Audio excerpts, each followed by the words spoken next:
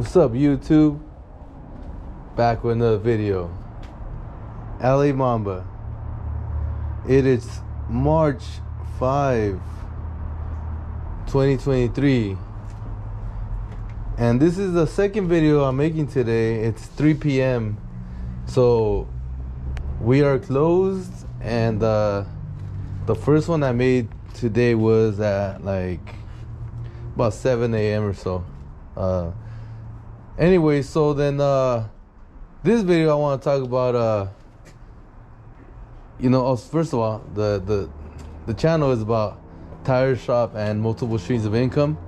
But this video I want to talk about is for people that are already in the business for quite some time, and I want to say at least 5 years. So 5 years and up. So I like to make this channel for giving some tips. So here we go. There's no really wrong or right way to do things once you're already 5 years and up in the tire shop business. By now you got some steady cash flow coming in, so you're no longer in the scary phase, right? No longer in the let's see it's gonna fail, or you got your customers already, and you can depend on your cash flow already, and probably you got like a little project or two going on.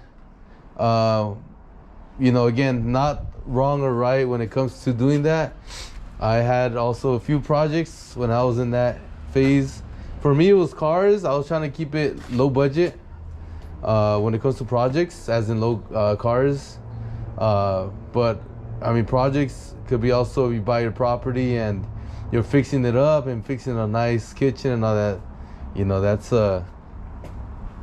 That's more of an expensive project. If I would have went that route, it also would have been really good. By the way, I didn't buy a personal property. I didn't want to spend money and for something personal, because when you buy a property to live in it, it's for personal reasons. And I could have went either route. In again, it doesn't go bad or good with what I'm saying. It's just different, right? So my thing was, okay, I'm gonna buy investment properties, so I gotta save as much as I can so I can invest as much as I can. But if you buy a primary residence, man, that thing will appreciate. And well, here in Cali, again, I can speak from Cali, but last few years, man, I appreciated a lot, and I also would have gained from that. But you never know once you're, at that point. You don't know if it's gonna go up or down, and you just like, or all you think about that is that monthly payment. And it was like, I don't want to spend like, that much money on a mortgage, because let's say in my case, a mortgage back then would have been like probably like about 3,500. Let's just say around there, 4,000. And 5 years ago, I was paying rent 2,300 a month. But then I wanted to save more, so I went and rented for 1,600. So that was a good savings there. And by the way, I split it with my significant other. I was paying half of that. She was paying half of that. We both work hard, and we both make a living, and we both use the property, so we both pay, right? So again, if back then hell no, I didn't want to pay that. I'm thinking about right now, I wouldn't want to pay that rent right there, that mortgage payment. But it would have went up a lot, and that would have been the benefit, is the appreciation, right? So again, if you got that those kind of projects, I'm not gonna be saying, oh yeah, no, keep saving, man, keep saving, and keep investing. If you do that, great. I mean, there's only a few people that can do that. I know very few people that can do that. Just like keep it very minimum, have no fun at all, no hobbies, and just work, and you excel very fast in business that way, and investing. I can't do that, man. That's hard, man. That's like, just grinding, and no like fun time, or unless you go to a restaurant, but that's about it. That's I wouldn't be able to do that, so I'm not gonna be saying, oh yeah, I keep investing, and don't save, don't spend on toys and stuff, man. But I to keep my sanity, I I played with toys. I played with my Camaros. I had different Camaros. I had a GTO back then, and a lot of other stuff, you know, with cars and stuff. But here we go. So, but I mean, you're on the right track, and you're already, you know, keep buying them tires and all that. But you know, there's always more things you can do when it comes to the shop that can like increase your cash flow, even if it's a little bit of difference. I know you're fucking busting it and, you know, grinding and putting those ads up, bringing in those customers, closing business. You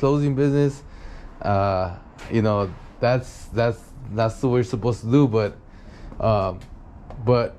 something that I learned is that you could be making money also passively from not working, you know, super hard. Like, you have to be on point with your ads and nail every single like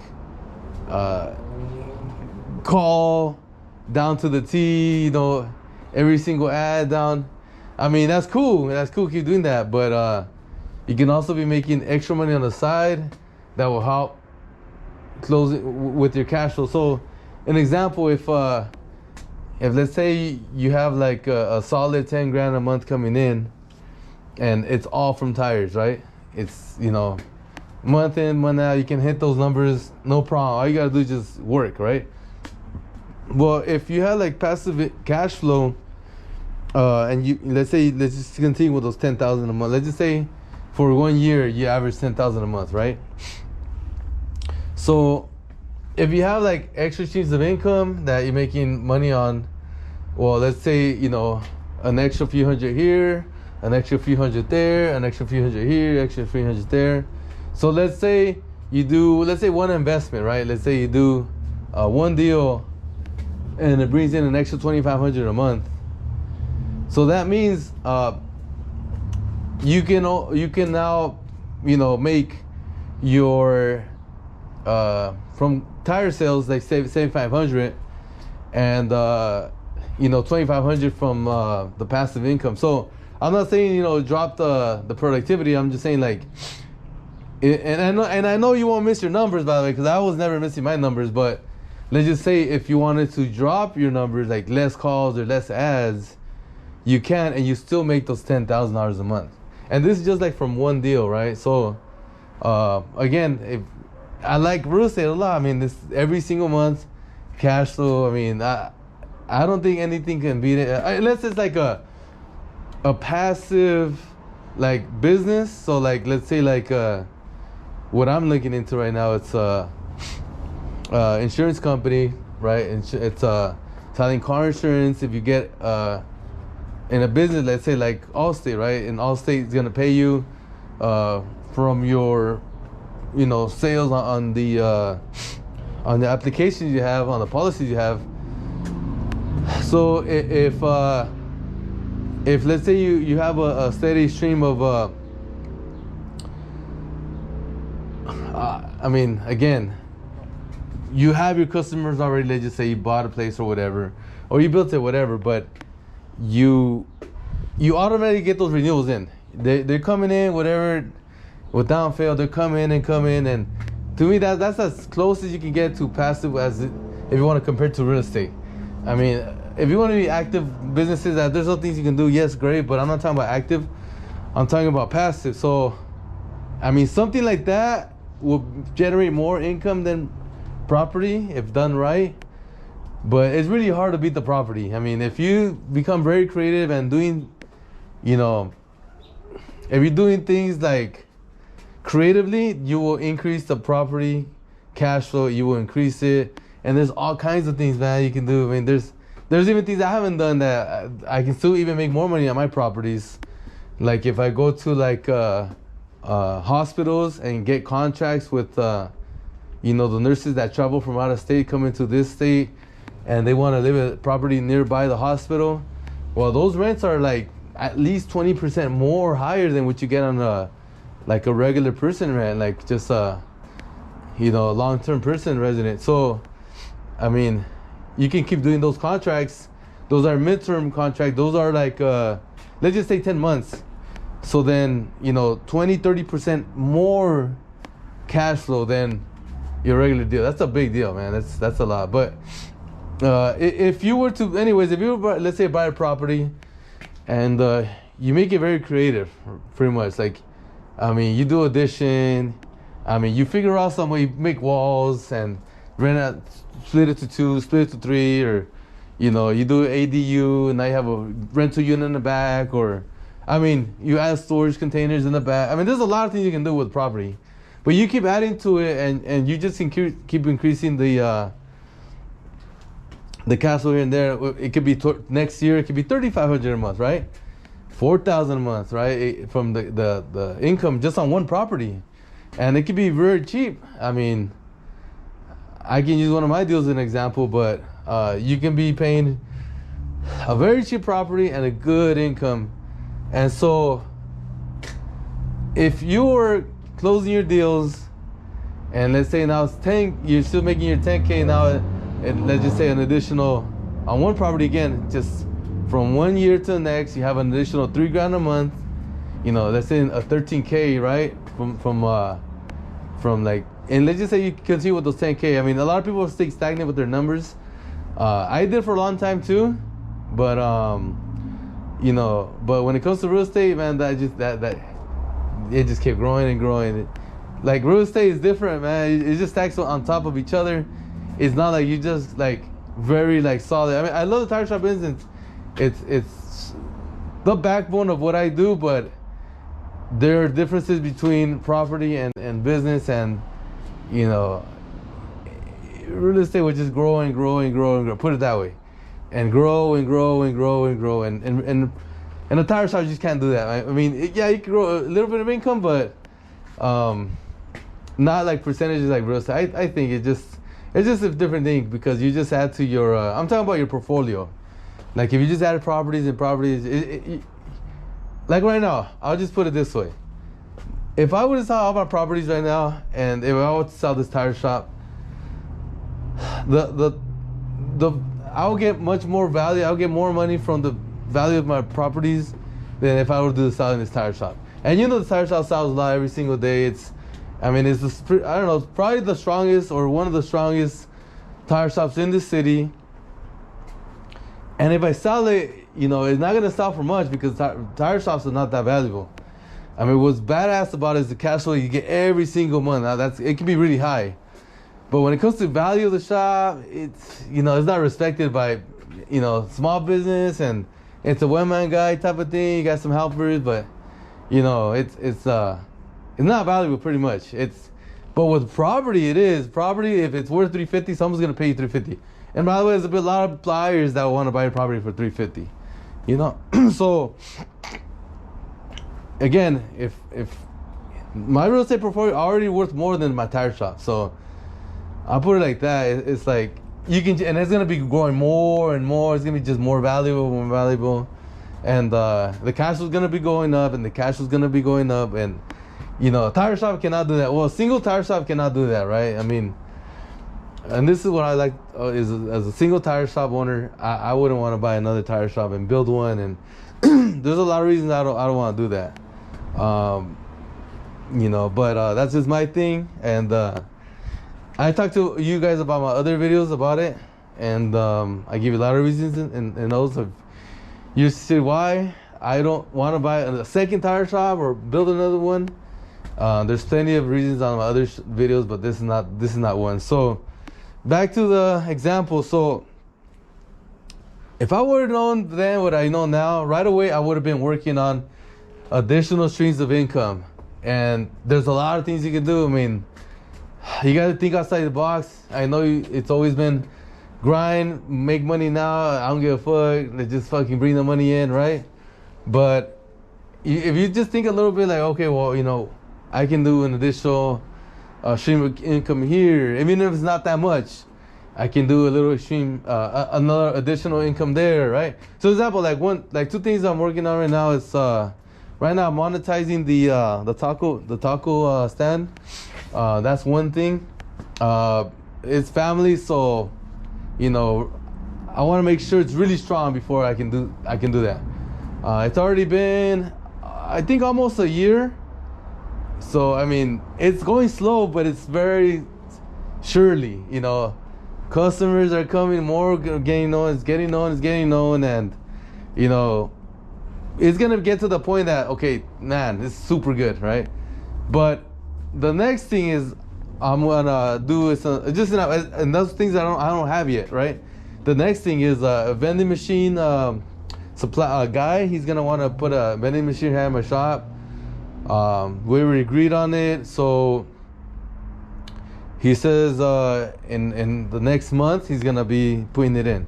So I told him what he gotta do with the electrical outlet and think about, you know, how much he would want to get. He's gonna want to pay cash flow and all that. So then we haven't thought about the price yet, but he already agreed. Yes, he's gonna pay me, but we haven't talked about the amount. And by the way, I'm not greedy. You know, it's another little stream of income. I mean, it's just a little vending machine, right? It's, you know, they sell sodas or whatever it is. I don't know, chips or something. But it's still something that, and he's gonna pay for the light also. Like, he's gonna pay for his part of the light. So you know, on top of that, the cash flow part. So you know, that's really small. And let's just say you do something really small like that, but this is what happens. Once you do something really small like that, an additional result, then your mind will start to think, hey, that wasn't that hard and it wasn't much effort. And now let me start to think about a little extra. What else can I do, you know? And what else can I do? And then that's when it starts. And that's when you start getting, like, that's when you start building your foundation of, like, okay, let's start thinking, like, outside the box. Let's make more money, right? It's just, I mean, the tire shop is great. I love it. And you can see I make videos of it and all that. But once you get to that point, it's like, man, we're talking about some bigger money here, not just the tire shop income. And so, like, I'm talking about, like, you can be like, wow, and you do things and more things, you do more things, and then you're gonna be like, hey, you know what? How about, like, I get so big that I'm gonna have two incomes of the same amounts, right? Like, just an example, if you have 10 grand coming in a month, you'd be like, oh, okay, I want to get now 10 grand passive a month, right? Now that you double your freaking income. And it's really hard to do that when you're making a very good amount of money, by the way.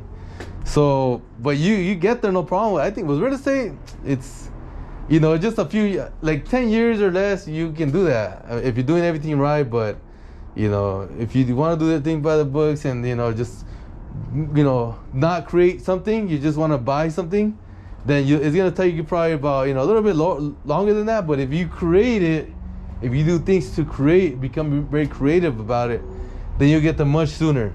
Anyway, so if you know, if you start with something like that, something small, then you'll start to, you know, open up your mind about, okay, now let's talk about how we can make even more money. And then just, you know, you just started adding and just adding things.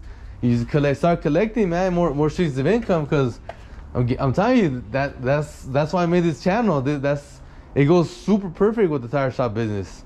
It's just I think the tire shop business just opens doors, man. It just opens doors of lots of things you can do.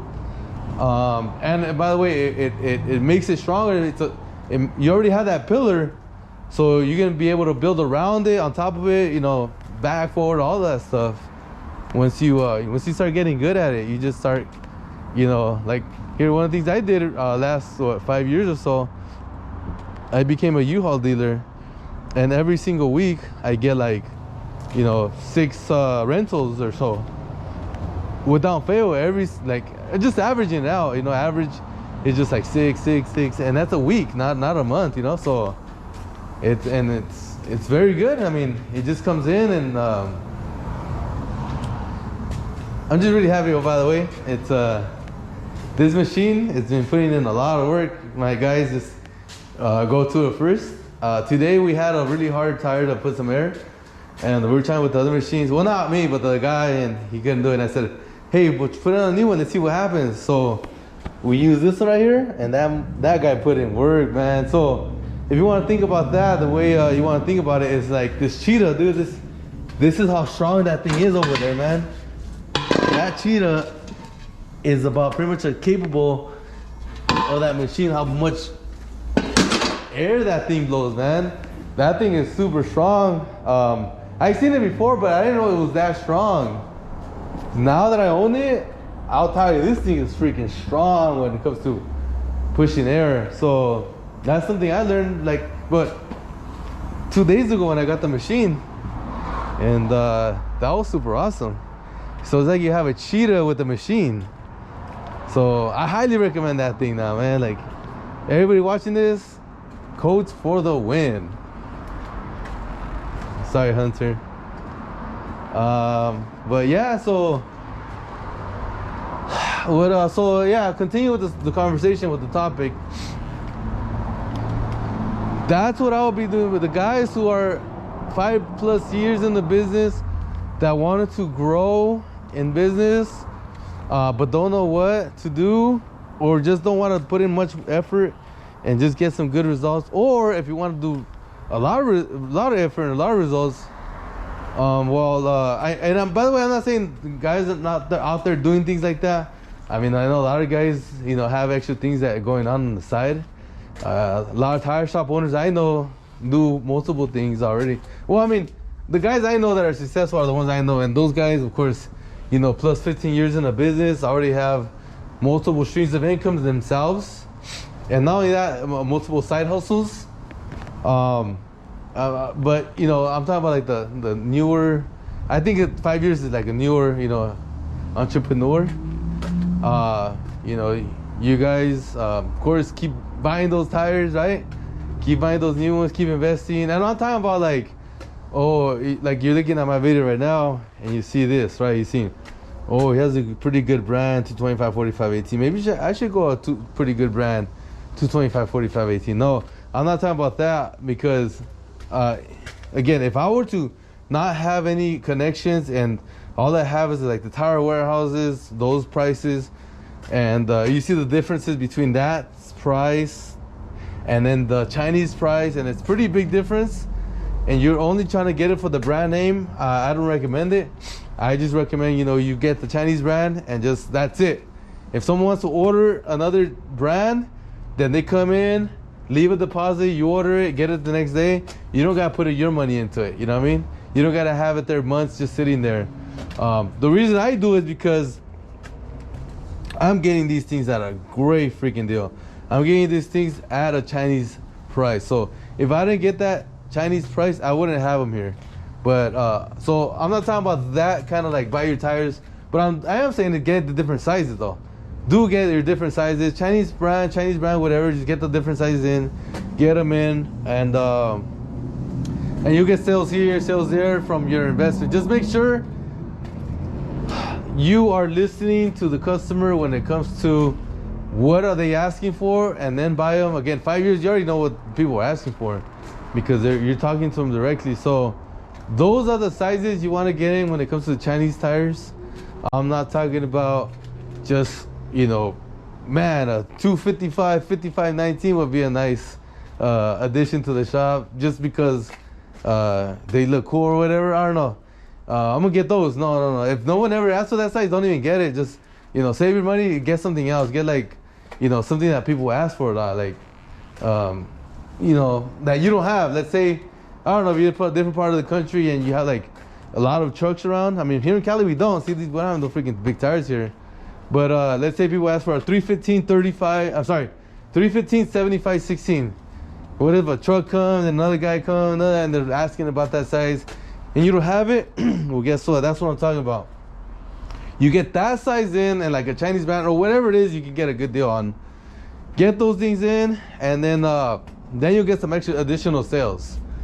I didn't get this size because people were asking for a 33, 12, 50, 15 around here.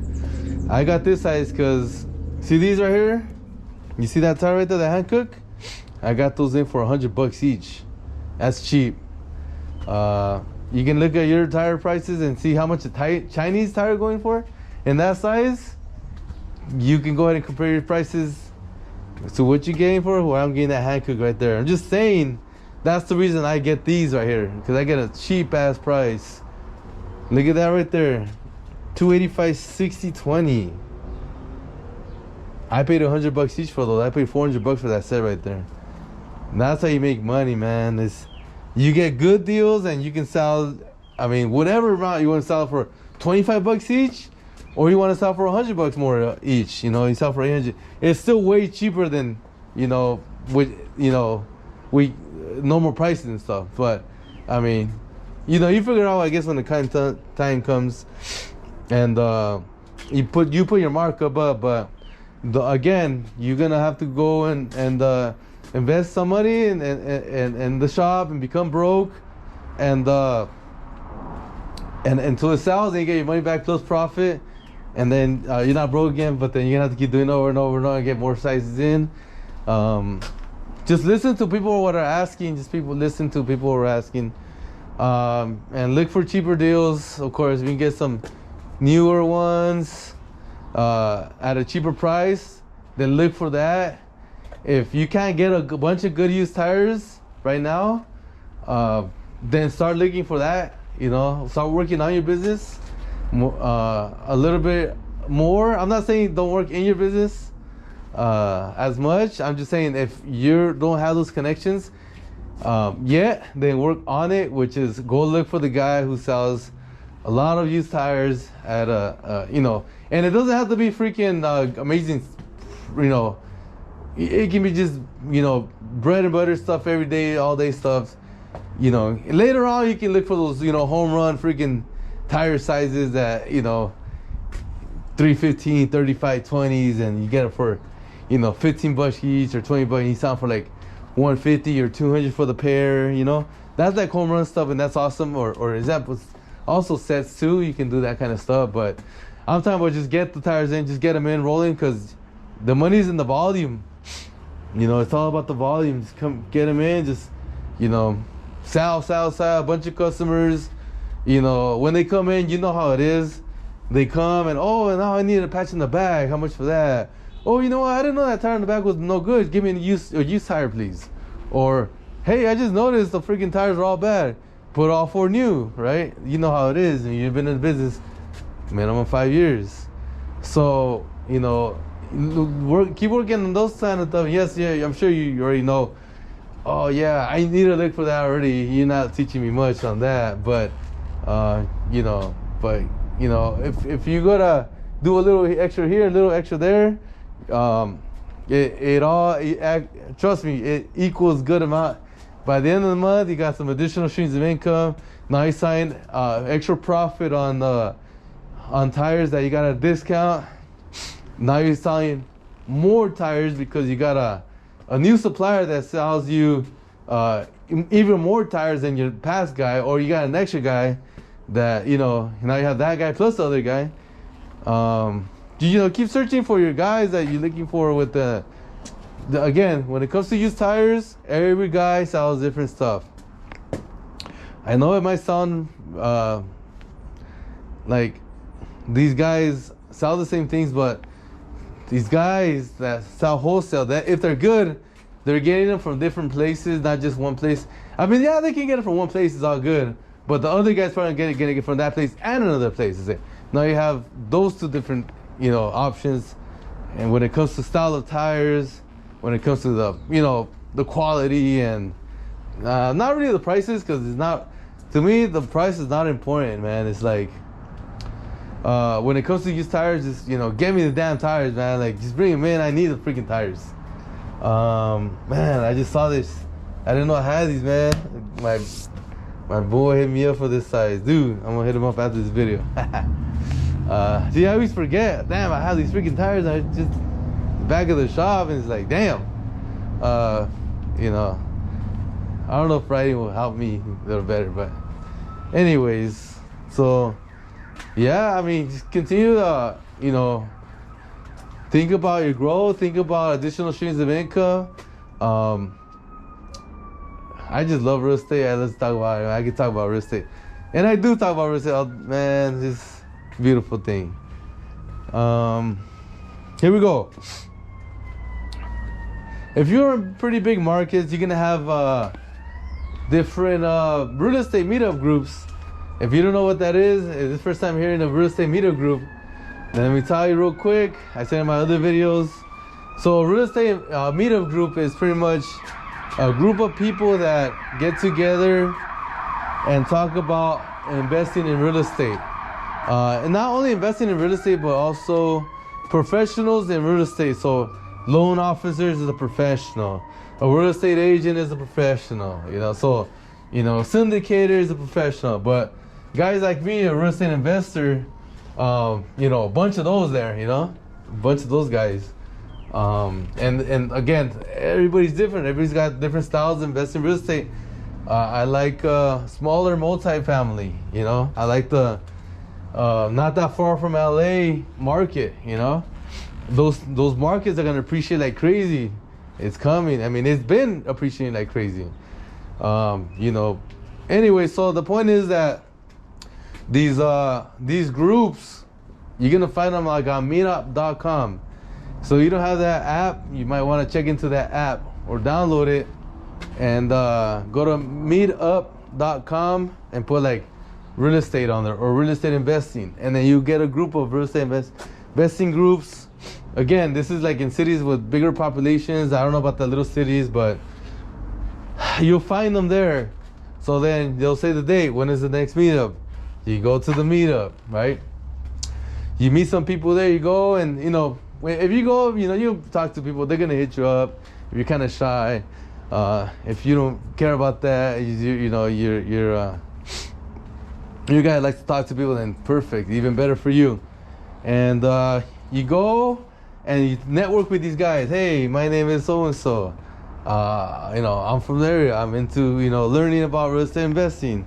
What does this group do, or what is it about, right? And they're gonna tell you, oh yeah, man, what's up, man? Yeah, my name is this, and this is what I do. I invest in properties around the area. I invest in properties outside outside the state, out of state investing, and yeah, right here, we just, and then you can be like, oh really? How did you do that? Oh, hey, well, like this example, like I try to not get away from this conversation, but I went and some guy, he was like, hey, I wanted to talk to you from like the last 2 months or something. And he's like, I heard that you have a lot of streams of income.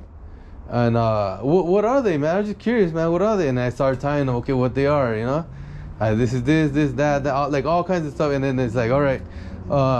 And then he starts asking me questions about the details. And how, and what about this? And what about that? And how do you deal with this? and where is that? And how did he do this? Or did he put a contract? Whatever. All these questions that the guy was asking me. And real cool people. I mean, guys, people that go there, real smart people, they're thinking about themselves. They're thinking about like how can they benefit from the information they get from the real estate meetup and apply it to their own lives so they can have a better life, right? And that's what it's about, that's what it's about. You go, you learn from other people, and hopefully, you apply it and you start making money on it, So then I don't know, it depends what kind of real estate meetup it is. They could be like a presenter that they bring in from like another state, or a presenter that's from another meetup, or a presenter from like just a guy that has a lot of property, and then they talk what they do or how they did it, or what kind of loans they use, whatever. And then you learn there. And then after that, you can ask them questions while during the meetup, or you can ask them questions after the meetup when they, when they're still around. And all of that, meet other people. And then what happens is this: you become friends with some of the people there. And then you go next time, a month later, because it's once a month. And you see him again. Hey, how you doing? How's everything? How's growth been? How have you? And then another guy will be like, oh yeah, I got a new tenant, or hey, well I closed another property, or whatever it is. Loan officers. Oh, I closed another deal, and this is how I found my customer. And the real estate agent. Oh yeah, if you want to be a real estate professional on the side as a part-time guy. This is how I got my last agent. This is how I got my. This is the trouble I went through while I was closing this deal. And this came up, and that came up. So you just start learning more about real estate, and then you do that for years. You do that for years, and you just learn. Even though you're not gonna do nothing, let's just say, oh, I don't have money to invest, but I'm learning, like what I did. And then later on, the money will come, and then you invest in, and it'll just grow and grow and grow, right? But you know, it starts like that. So again, these guys who are 5 years, if you're 5 year and up, and you want to, like, you know, make more money, a big hint is go to real estate meetups. I mean, and it's not just about real estate. I'm telling you, it's a lot of business owners too. My real estate meetup, there's a lot of business owners. Hey, how do you do this? And where did you get this education from? And then just an example, one guy was like, hey, go to Entrepreneurs Organization right there. That's what they teach you, how to build a business, a bigger business. You know, there's one how you say it? There's one class or one, I don't know what to call this. One group that you have to make over $1 million to be in that group. And I mean, that's the most common group in that organization. And I'm not there yet, but hopefully I'll be there one day. It's all good, right? But the point is, there's all kinds of levels. It's nonstop, and it's way too big. I mean, real estate is like, you know, there's the little projects, properties, and then there's the big properties, right? There's like $40 million properties out there, and you know, there's like 20 million, and there's like the 1 million, and then there's like the 250,000 down property, and there's like this, you know, whatever. There's everything. So like, you're never gonna out earn real estate. I mean, it just you know, whatever. How you say it, whatever level you're on, you know, that's what you start off with. It could be like, oh, example, my market, let's say an average house. For example, one house I'm signing right now, my market where I live, right? The house I'm signing right now, I'm signing for $614K, and it's a 2-bedroom, 1-bath, very expensive area, very expensive neighborhood, very expensive city, pretty much. And I get a lot of requests right now as I'm making this video. An agent, not even my agent, some other agents that hit him up. He's like, hey, I want to do open house there. Well, that agent right now is doing open house. People are there, they're looking at my property, and they're signing. So that right there, they're you know, once it sells, my thing I'm gonna do is as a 1031 exchange, right? But anyways, well, oh shoot, you know, you can be like, oh, I can't afford, you know, if you do what, 3% down or 3.5% down, conventional loan, man, mortgage payment is like, fuck, I don't know, $4,500, something like that a month. And it's like, okay, I can't afford $4,500 a month. Okay, I know, and I'll let you say, I'm not saying I know, but like, I agree, I wouldn't want to pay that shit either. But what if you go into a market where the house is like $250,000, right? Or a property, they just say the same size or even bigger, right? 3-bedroom and whatever. And it's like, okay, well, now do the 3.5%. Well, how much is the mortgage payment now? What is it, like $1,700 or something like that? I don't know what it is. Around there. That sounds a lot more like it, right? Okay, well, you know, what do I do now? Okay, well, you can work on it. And then after you work on it, you know, you put a tenant in there or 2 tenants in there, whatever it is you do. And they pay you every month, you pay the mortgage, you get cash flow from it, right? You know, real basic. But what I'm saying is you can start small. And that's why when people always start talking to me, hey man, you know, I'm a kid, I'm 20 years old. You know, I want to get into real estate, I don't have much money. You know, and I live over here, but you know, fuck, I can't afford that. You know, and I tell them, well, one of the things is lower the numbers, you know? Start small. I started small. You know, start small in numbers, you know, think about how much the payment is. You know, if you put down, let's say, whatever amount of down, how much is the mortgage payment, you know? What can you do with it? What can you do with that property? Can you do something with the garage? Can you, you know, modify the house to make it like an extra 1 or 2 units from it, you know, like, I mean, is there something room in the back of the land so you can, you know, rent, you know, have someone put something back there and they pay you rent every month from that, or a storage container, a shipping container back there, and they pay you rent, whatever it is. you know, a little house like that, you know, 250K with a decent yard, you can get additional 4 streams of income. They just say, whatever it is, additional streams of income. Then if you didn't do anything, I mean, that goes a long way. And you know, you learn that from like going to like meetings, talking to people, and it's like, oh yeah, like whatever. I mean, if little numbers don't rock your boat and you're making some decent money, I know how it is. Tire shop does good business, and it brings a good income. So like, all right, well, just double that. Okay, go get a 4 unit then. Go to 4 unit and start doing your thing with those numbers. You get one, I don't know what, 550K, like just an example, like I did, and you mess with those numbers. You get messed with those rental increases, plus the interior upgrades and all that, and you now you bring the units up to market rent. You know, you can't argue about a few thousand, you know. Passive income is gonna be like, let's say the ones I just bought, if I do everything right, it's gonna be over 5K a month. And that was just like a side deal I made recently. You know, it wasn't like one of my main things. What I have, my main things going on is right now, but that was like, okay, well, you know, 3 bedroom, 1 bath, you know, solid property, solid apartments. I got an investor who want to invest with me. Well, let's do it. You know, let's just do it. And yeah, well, I just did it, and there it is. So then I'm not trying to push those numbers now. I'm not trying to do that 5,200, 5K a month from those properties, but I could.